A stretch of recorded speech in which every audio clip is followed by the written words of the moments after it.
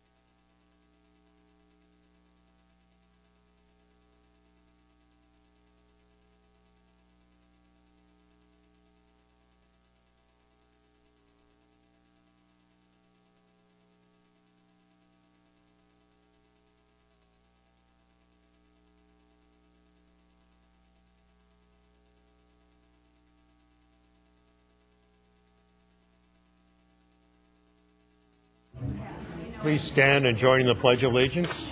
Kind of. I pledge allegiance to the flag of the United States of America and to the republic for which it stands, one nation, under God, indivisible, with liberty and justice for all. Please call the roll. Counselor Olson is excused. Counselor Fennessy is excused. Counselor Bender. Here. Counselor Sweeney. Here. Counselor McDonald. Counselor Mazzolia is excused. Counselor Finsland. Here. Counselor Herrick. Here. Counselor McKenzie. Here. And Counselor Dahlbeck. Recognizing a quorum, I'll ask for consideration of the minutes of the February 11th, 2014 regular council meeting. For the motion and second to approve. All in favor signify by saying aye. Aye. Opposed? Motion carried. Item 5.1 is a public hearing on a resolution to vacate and discontinue an alley located between 30th and 31st Avenues East and West 1st Street and West Itasca Street. This is for the Quick Trip store. At this time, I'll call for a public hearing and ask those that wish to speak in favor of to do so now. For the second time, those that wish to speak in favor of may do so now. And for the third and last time, those that wish to speak in favor of may do so now. Hearing none, those that wish to speak in opposition may do so now. Those that wish to speak in opposition may do so now. And for the third and final time, those that wish to speak in opposition may do so now. Hearing and seeing none, I'll call the public hearing to close and ask the consideration of the council. For the motion, a second to approve. Discussion. All in favor signify by saying aye. Aye. Opposed? Motion carried.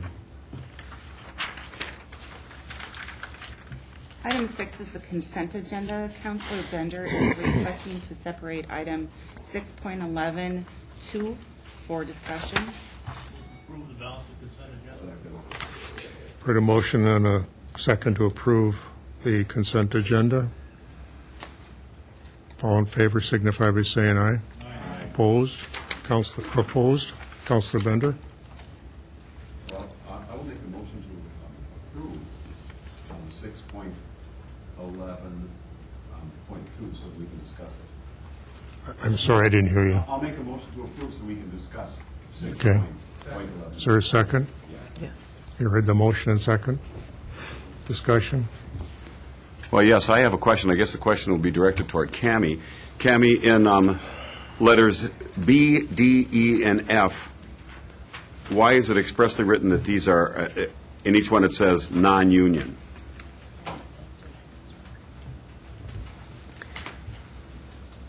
This is a memo to the Human Resources Committee asking or requesting to fill, I think there's a total of 6 positions listed there, and after each of those positions, it describes whether it is a union or a non-union position. This is, it's informational for the HRC members.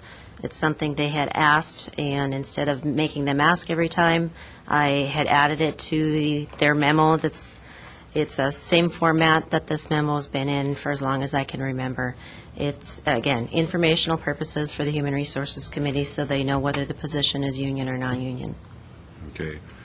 In 2012 or 2013, would these have said union full-time benefited position? They would have said union number 235 or union number 244. Okay, Correct. well, I am not comfortable with the wording as it is, and I would like to see for letters B, D, E, and F, the word non-union dropped from those. And I guess I can't make that as a motion. Or can I make that as a motion? Well, Frog's not here to say no, so I will make that as a motion, that I would like to drop the terminology from B, D, E, and F of non-union and just say a part-time, a full-time, et cetera. I'll second it. Are you pulling your original motion off the floor? Well, my original motion was yes, my motion to approve, yes. You And- could amend your original motion. Okay, I just will with amend the- my original motion. I'm still in favor of approving. However, my friendly amendment would be to drop the word non-union and have nothing, just a full-time in letter B. In letter D, seasonal positions. Letter E, part-time. And in letter F, full-time. I'll second it. Motion and second. As long, I guess, just for clarification purposes, Counselor, as long as you realize that doesn't change the status of the positions. No, I realize. Okay. Councilor Sweeney? So, tell me, what is the significance of that? Well, I had... Warren, will you turn your mic on, please? Okay, yes, I can tell you now. Can you hear me now? Okay, yes. The significance of that is if there is no union any longer, this doesn't need to be, nothing needs to be mentioned, whether it's union or non-union. Councilor? No. Any other discussion? All in favor of the motion as amended, signify by saying aye. Aye. Opposed? Motion carried. Item 7.1, Mary Morgan, Director of Parks, Recreation, and Forestry, is introducing a presentation by the St. Louis River Area of Concern Coordinating Team regarding the Remedial Action Plan update. Good evening, councilors. For almost 3 decades, the St. Louis River has been identified by the federal government as an area of concern due to its condition, the condition of it being polluted and its lack of health. But on both the Wisconsin side of the river and the Minnesota side of the river, there have been a very dedicated and varied group of people that have been working to remedy that. Ms. Julene Bowe of the St. Louis River Alliance asked for a few moments of your time this evening so that Matt Steiger, the Wisconsin Department of Natural Resources AOC coordinator, could make some remarks to you, and he is joined this evening by Diane Desatel of the Minnesota Pollution Control Agency. She is the St. Louis River AOC coordinator on the Minnesota side. So together they come to you tonight in order to just present a little bit of information to you. A lot of very exciting things are happening in the St. Louis River estuary, and quite a number of them on the Wisconsin side. Welcome. Good evening. My name is Julene Bowe. I'm with the St. Louis River Alliance, and I have a couple of my Superior board members here, Joe Radke and Diane Nelson. Our organization is registered in both states, so we've been working with the states since the 17 years that we've been an organization. We're kind of the official citizens advisory committee to the state organizations, and so it's a pleasure to be here to report to the Common Council about given this report. I believe this is probably one of the first times there's been a presentation. There's some information that's being passed out. The first is a progress report that we published last year with the help of the all the area concern coordinating team. Inside there's a membership brochure from our organization. And then there's another flyer that I just saw for the first time tonight, but it's about Wisconsin's Great Lakes areas of concern, because we're not the only one. There was 43 of them listed originally, and I believe 5 of them in delisted. And then there's a remedial action plan update summary, and the coordinators will talk a little bit about that in a little bit, but this is our first time here, but we want to do this on a regular basis as long as the Common Council would like to hear reports. We're thinking that maybe on an annual basis we would like to come and talk to the various governing agencies from Duluth and Superior and the tribe. So we welcome any comments or questions that you have tonight. So I'm going to turn it over to Matt or Diane. Hello, I'm Diane Desatel. I'm with the Minnesota Pollution Control Agency, and I can't tell you how excited we are to be here because we are on the move and on the groove here with wanting to delist the AOC, not only for the city of Superior, but the city of Duluth and both states. It's going to be a huge economic as well as environmental opportunity for us, and the stars have aligned as far as us working strongly together in a partnership to get this work done, but also with the funding that's available from the Great Lakes Restoration Initiative, federal funding, and state and city and county levels with people supporting not only in-house with staff support, but also other funding when we have funding opportunities for grants. Matt's going to do most of the presentation tonight so we don't split it up, but we just want to, I wanted to make sure that I was here tonight to show that we have a strong partnership going, and it doesn't matter that there's a line down the middle of the river where we can leverage funds and get some of this work done. We're going for it. So go for it, Matt. All right, thank you. I'll try and make sure you all can hear me. And we'll try and keep it kind of short and sweet here. And you have extra information in those handouts, and we're always available for follow-up as well, as they said. All right, so I guess the purpose of the presentation tonight is to give you an overview of area of concern. There's definitely a differing level of knowledge that folks have on this this designation for the river and what it means and what we're doing about it. So, remedial action plan, and one of the best parts of tonight is you'll get to learn so many amazing acronyms that we love to use. The remedial action plan, or I'll call it the RAP, all night here, is it's required by the International Joint Commission from Canada and the U.S. For the Great Lakes Water Quality Agreement, and it basically says what are the problems and how are you going to fix them, and each AOC is required to have one. This isn't the first time it's been developed for the St. Louis River. It has a long history. The first one for the St. Louis River was 1992, and then it's been updated ever since, and this is our most recent update was last summer. We'll also go over some of the current projects, and I'll look at the AOC wide picture and focus in on what's happening on the Wisconsin side. And then also, like Julian said, we want to provide an ongoing dialogue with the city and include the governmental organizations. All right, so area of concern. This is a general map. It's kind of hard to see, but there's 43 on all the Great Lakes, and 5 have been delisted so far. There's 5 in Wisconsin, and that one flyer that you got explains a little bit more about those 5. That was an insert in the Wisconsin Natural Resources magazine last summer, in case you don't get that.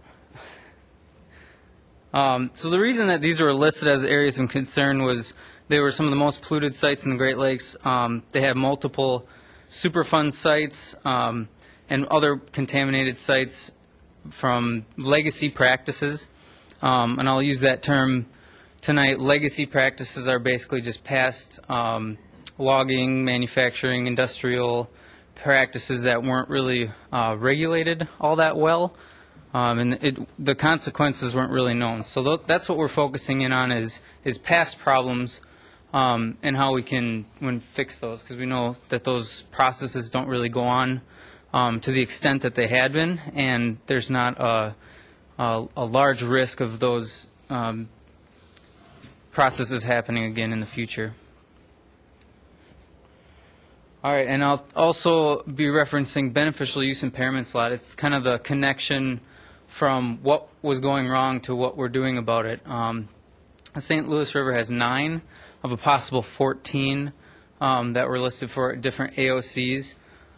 And it basically can focus the efforts into certain categories based on the use of the river and the water. Some examples are loss of fish and wildlife habitat. So use of the river is for habitat for fish and wildlife. Also body contact, swimming, and the aesthetics of the river. So these are different uses that may be impaired, and we have 9 of the 14. And I'll get to all of them a little later, too. So the AOC program focuses on addressing sediment contamination problems and also habitat restoration and protection.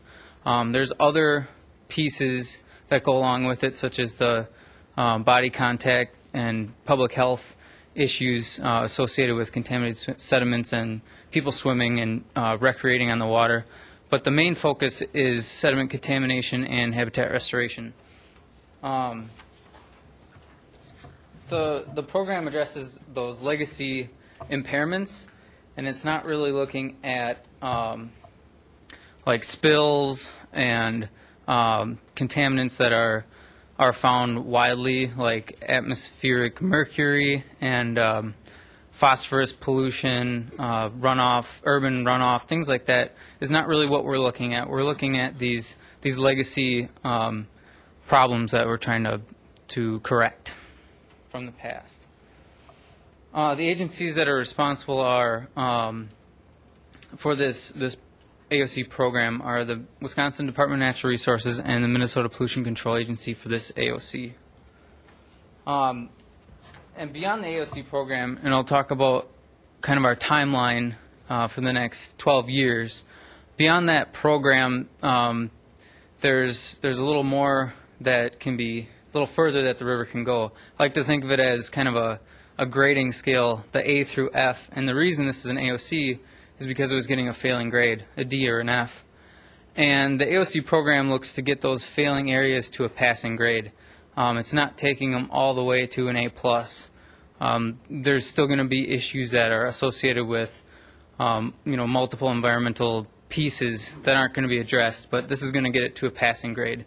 And then beyond that, there's other agency programs and governmental organizations and nonprofits that can take it and go with it and get it up to that really nice level. And that's kind of the recognizing the future opportunities after delisting it as an area of concern. So this is just a map of the boundaries of the AOC. As you can see, it includes the Nemadji River watershed, and it goes all the way up on the St. Louis River to the Fond du Lac Reservation above Cloquet. And out into the lake, I'm not sure the scale, I think about 10 miles. So the only larger tributary, and this is to Lake Superior, is in Canada. So we're the biggest one on the U.S. side. And most of our AOC efforts are going to be focused in the lower river and harbor, even though the AOC is the whole area. There's a few watershed level projects going on in the Nemadji River watershed, but that's about the extent. We're really focusing on the river below the Fond du Lac Dam. All right, so the remedial action plan that was just rolled out this summer is our remedial action plan update and adopted by the AOC as its remedial action plan. It's a pretty aggressive plan. It's got a goal of delisting the entire AOC and all 9 BUIs by 2025. And it also has a lot more information than most remedial action plans include. It includes project level planning costs as well as a breakdown on which projects are going to be required to remove each beneficial use impairment and the timeline for those and the responsible folks for doing that, whether it's the different agencies or partners that are working on those projects. This project was also a Great Lakes Restoration Initiative, or GLRI, funded. So that's another acronym that we really like because it's money. And this is basically a strategy for how we're going to identify and quantify and fix the issues from the historically degraded aspects of the river. It's an adaptive plan. It's going to be updated yearly by the agencies and the coordinating team. So it's going to be moving around a little bit, but we've got it really scoped out better than most AOCs. All right, so now I'll get into some of the projects, the specific projects on the Wisconsin side, and then the funding and the timelines too. So some of them that I'll touch on tonight, and this isn't a comprehensive list by any means, is the Wisconsin Point Dune Restoration Project, Barker's Island beaches and the other beaches in the AOC, the Pickle Pond Restoration, and the Howards Bay Cleanup Remediation Project.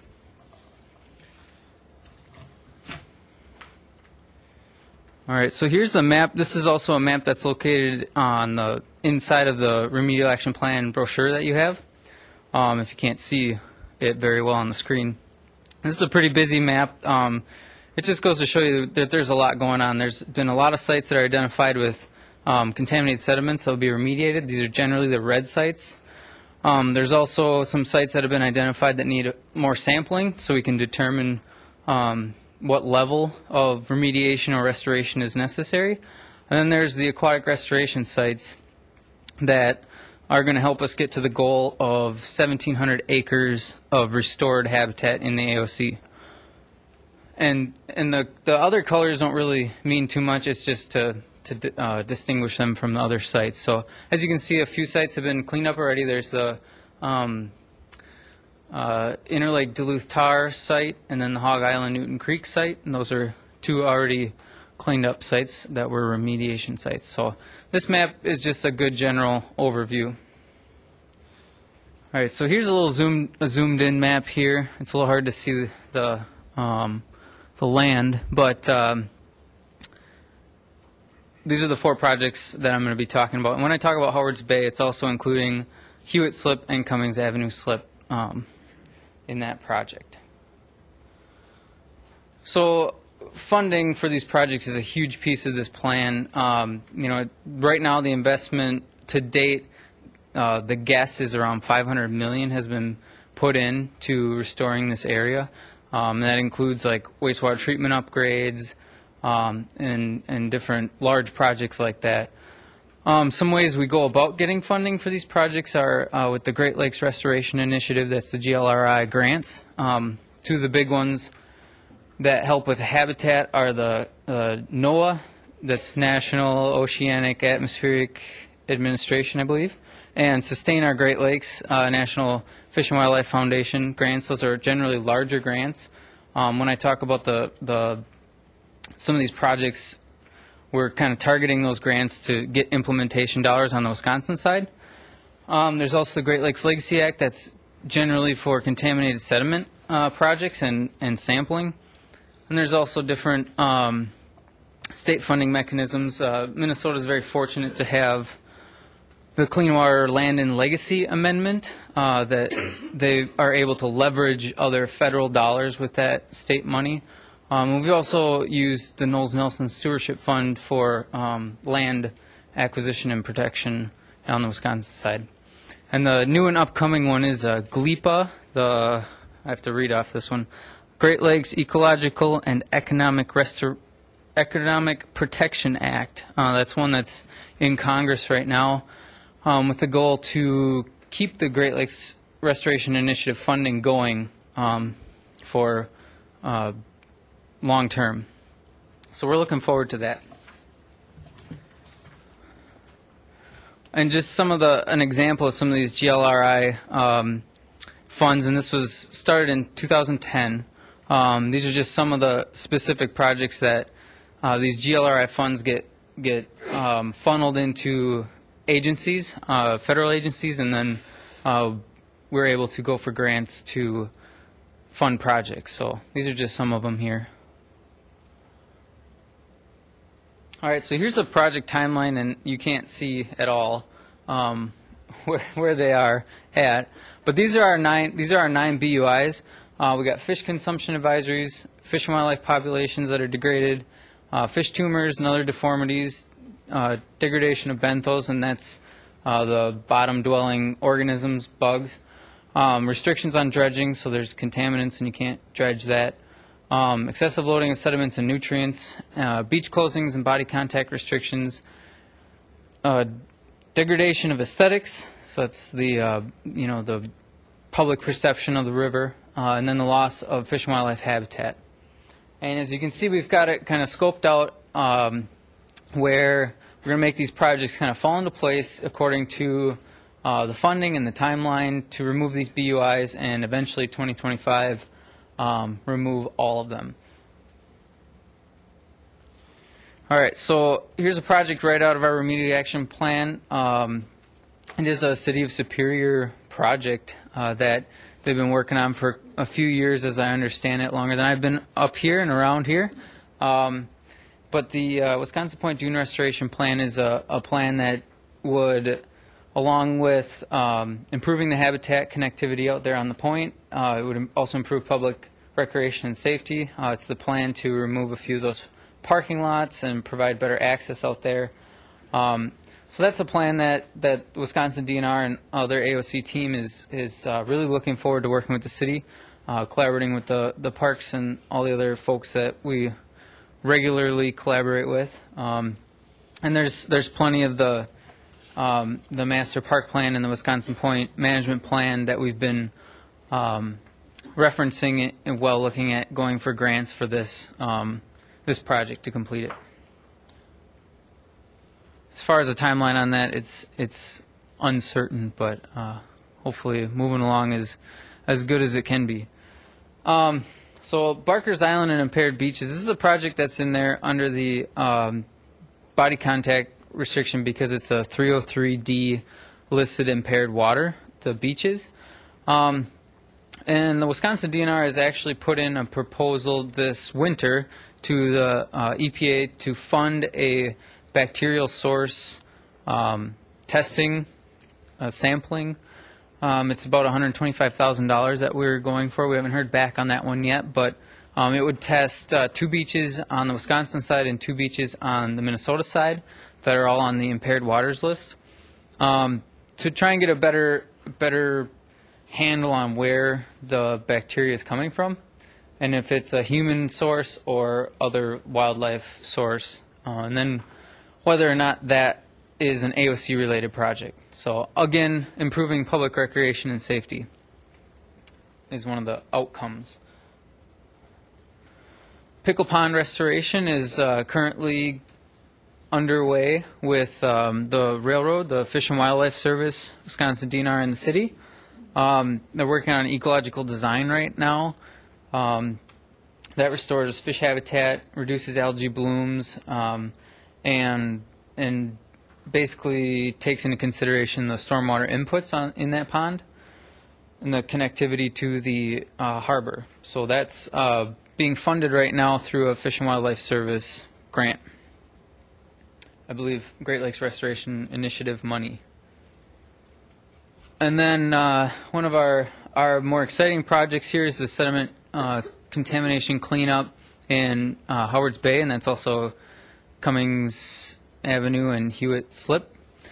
Fraser Shipyards has been working closely with Wisconsin DNR, the EPA, the Army Corps of Engineers, and the City of Superior. I believe they just submitted a Great Lakes Legacy Act application to continue to design the environmental and navigational dredging. Right now they do not have the luxury of being able to dredge out the navigational channel in there because of contaminants. So we'd like to kind of get 2 birds at once and go in and get contamination out of the navigational channel so they can continue the economic industry that Fraser Shipyards is there, and then also get other sediments outside of the navigational channel that are contaminated as well. So this is a picture right here of last summer. The EPA had their mud puppy out here, and they were doing some sediment cores. Got a few other kind of fun pictures here too. This is a sediment. It's a 4-inch tube they drive down into the bed of the river here, and then they were cutting them open right inside Fraser Shipyard's metal working facility there. They gave us some great facilities to work in. This is with some consultants also that Fraser had hired, and they're cutting open a tube there. And there's all kinds of stuff they find in these little tubes. That was a little chunk of asphalt. I don't know how a 4-inch tube got a chunk of asphalt through there. It's just a piece of plastic getting driven down in there. But that was interesting. And also my favorite is a rivet that the tube seemed to hit. So there's all kinds of stuff down there, and they're working on getting some extra funding to design and complete that remediation piece. So here's just kind of concluding here now.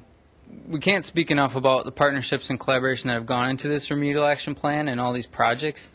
Laundry list of agencies and folks and nonprofits and government organizations that have been helping us.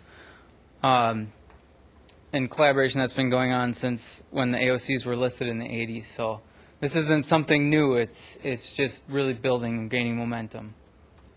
The actual coordination team, when we speak of that, it's the 4 agencies, Wisconsin DNR, the Minnesota Pollution Control Agency, Minnesota DNR, and Fond du Lac Band of Lake Superior Chippewa. So we each have an AOC coordinator.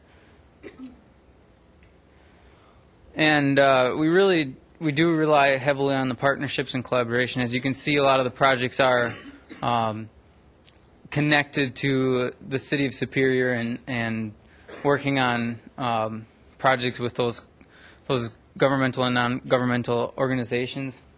The funding is a big piece. Right now we're really fortunate to have the Great Lakes Restoration Initiative to get some of these bigger, more expensive projects funded. If not fully, then a really good cost share. And also the public outreach piece, and that's where the St. Louis River Alliance and the Lake Superior NER, it's another acronym, I'm not going to try and say that one, but they've really been great with public outreach and helping us get the message out. And this is for meetings like this and the general public. All right, that's all we have. That's all the information we're going to try and throw at you tonight. So we welcome any follow-up or questions that you guys may have. Say, Matt, it was a very interesting presentation. I never knew that place that you showed at Barker's was called the Pickle Pond. And I remember fishing there as a kid. All you would ever catch would be either bullheads or carp. Yeah. That's interesting. This last summer when they were out there, the Fish and Wildlife Service did some fish surveys, and they got 17 species of fish. Wow. In that little pond, which was surprising to everyone. And there was mostly young of the year fish, so it's kind of a nursery right. habitat. Yep. It's where they go to get shelter and grow a little bigger. Right. I remember Bob Brown mentioning that area. I don't know if he necessarily called it the Pickle Pond, but he mentioned that area, was a spawning ground for fish too. And then also, when you mentioned about the shipyards, I think Mick and I used to swim in those slips as kids. I know I did. Unfortunately. Yeah. And now, you were talking about that the cleanup on these sites is going to be graded. Now, and you mentioned about a passing grade. What would you consider a passing grade? And that's just my metaphor. Right. It's not. They don't issue grades to us. I'd like to think that. Well, put it into a percentage then, if you don't want to use a passing grade. Well, I would believe the AOC program can get you 75% of the way. Okay, there. and that's what I was hoping that you would say. I don't know. What do you think, Diane? Well, I was gonna say, well, that's a good number, Matt. Each of the impairments, we have targets to reach those, and it really is a big part of what we need to do. But there are other programs since the AOCs were dedicated in the 80s. Clean Water Act wasn't really in play. We didn't have any of our wastewater treatment systems, and a lot of those programs have now come into play. So that's why we're really trying to emphasize to you that we're really concentrating on those legacy issues where we've got sawmill issues and the U.S. Steel site and Howard's Bay and some of the other painting stuff. So. And say, I had just either one or two other quick questions. First of all, you showed the 5 that are in Wisconsin, starting with Superior, and then I believe that there were 4 going down along Lake Michigan. Yep, there's 4 on Lake Michigan. Okay. I was wondering, aren't the Ashland docks, they were a Superfund That's site? a super fun site, but it's not an area of concern. Oh, okay. Yep. Okay. And have you ever thought of making this presentation to the Metropolitan Interstate Council? The MIC, yeah, they're pretty involved in the HTAC meetings, and Okay. we've done a presentation to HTAC. Okay, but never to the MIC itself? I don't believe so. Okay, right. Well, it's just a suggestion. I happen to be on the MIC, and I think that everybody who's on the MIC, there are 2 other counselors who don't happen to be here tonight, but I'm sure that everybody would like to see that. Yeah, and also, how about to service organizations? Yeah. I think Joe and I know one that would that's always looking for a program. Yeah, Julene is actually setting up. What are you setting up? Rotary scheduled for May 14th. I'll make sure I'm there. And we'll talk to Andy McDonald about getting on the MIC. I mean, we do Okay, meet good. with the HTAC often. Good. No. So we're Is that trying tomorrow? That's tomorrow. HTAC. Yep. Another acronym. I'm on the MIC. I know what the HTAC stands for, but thank you. Thank you. Very good presentation. Thanks for being here and doing I that. just want to also say, in September, early September, we'll be doing our annual boat trip on the Vista Star, so when you get an invitation, consider doing that, because we like to get people who are in city councils and just the general public on those boats, because we talk about the projects and the economic benefit to the communities. We need a little I more received time the to answer invitation questions, before. too. Thank you. Thank you. Very good presentation. If I may, first, thank you so much. I have one question, and I apologize for not being current on it. The administration has proposed a large volume of dollars to clean up and to restore waterways in the United States, like $300 billion, if I recall right. Is that the one you referred to earlier? Yeah, Great Lakes Restoration Initiative But- is a piece But do I recall correctly that of the amount that's been proposed by the administration, it's somewhere in Congress at this point, that very little of that was going to the Great Lakes? I'm not sure. I think I can speak for that. I think what you're talking about is the Great Lakes Restoration Initiative. Sorry. That's okay. I believe what you're talking about is the 300 million. It was the Great Lakes. 300 million. Right. So, and it took a little bit for Congress to approve that, but they did approve that. It goes all to the Great Lakes. Oh. So all that money goes to the EPA, the Environmental Protection Agency, which is the federal agency then that distributes those funds amongst the state agencies, the Army Corps of Engineers, the U.S. Fish and Wildlife Service. So, in some ways, I say we're kind of all codependent on it, but it makes us all work closely as partners in figuring out where to spend those dollars best in each of these areas of concern, because the areas of concern are the number one thing they want the EPA to focus on right now. It doesn't mean there aren't other issues in the Great Lakes, too, but those are the biggies, because they've been around too long. I apologize. I thought what I saw or read was that there was this very large amount of money, and very little of it was going to the Great Lakes, was going to the coastal areas and so forth. And I thought, why? Right. But I appreciate it. Sure.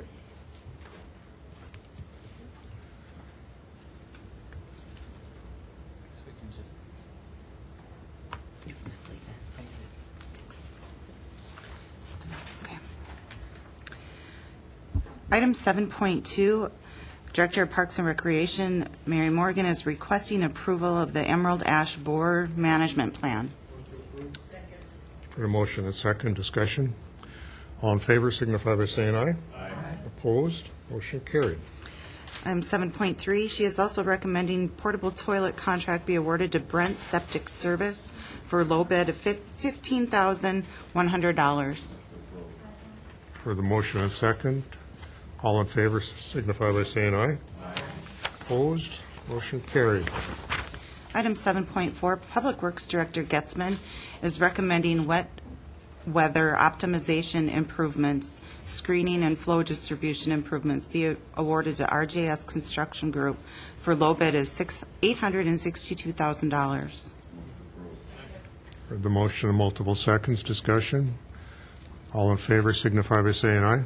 Aye. Opposed? Motion carried. Item 7.5, Director Getzman is recommending 23rd Avenue East Reconstruction Project be awarded to Northern Interstate Construction for a low bid of $369,047.85. For the motion second, Councilor Sweeney. Just a comment on these maybe the last three, but the last two in particular. I noticed we've gotten multiple bids now on these, and last fall, we weren't getting multiple bids. So have you worked harder to get multiple bids, or is it a timing issue, or what would you say that is?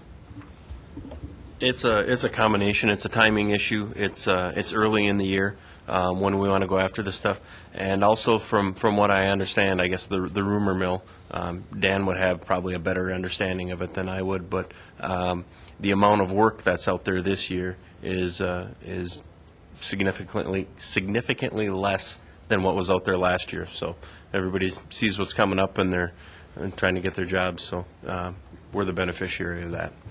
Maybe a lesson to be learned there, though. Oh, certainly. All in favor signify by saying aye. Aye. Opposed? Motion carried. Item 8.1, Mayor Hagan is recommending the following committee appointments, appointing Gary Banker to the Business Improvement District Board of Directors for a 3-year term. Motion and second, discussion. All in favor signify by saying aye. Aye. Opposed? Motion carried.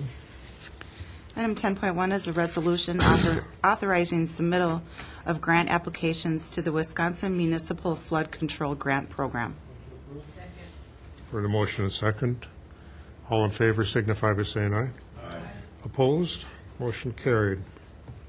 Item 11.1 is an ordinance amending the traffic code by removing disabled do not block sidewalk signage at 2005 Hewitt Avenue. For the motion and second, all in favor signify by saying aye. Aye. Opposed? Motion carried. Item 11.2 is an ordinance amending the city code by deleting municipal board of absentee canvassers and providing for the canvassing of all absentee ballots. For the motion and second.